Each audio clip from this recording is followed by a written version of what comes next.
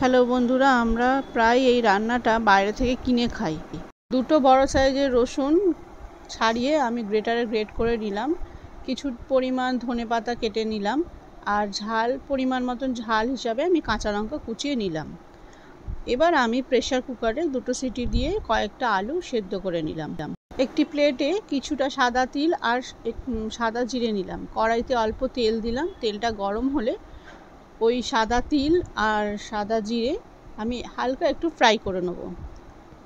Fry হয়ে যাওয়ার পর ওই গ্রেট করা রসুন কুচি, ধনেপাতা কুচি ও কাঁচা লঙ্কা কুচি দিয়ে একটু ভালো করে নেড়ে নিলাম। যতক্ষণ এটা ভাজা হচ্ছে ততক্ষণ আমি এক বাটির একটু কম সুজি নিয়ে নিলাম এবং ওই বাটিরই মাপে 2 বাটি জল আমি কড়ার মধ্যে দিয়ে দিলাম। এবার জলটা যতক্ষণ ফুটবে, ফোটার সঙ্গে সঙ্গে আমি পরিমাণ মতো নুন দিলাম। নুন দেওয়ার সঙ্গে সঙ্গে আমি সুজিগুলো দিয়ে ভালো করে নেড়ে নিলাম। একটু গা মাখা মতন হয়ে গেলে একটু ঠান্ডা করতে দেবো একটি থালার মধ্যে। অন্য একটি পাত্রে আমি আলু ভাতেটা হালকা নুন দিয়ে মেখে নিয়েছি। এবার সুজিটা আর আলু ভাতেটা একসঙ্গে মেখে নেব।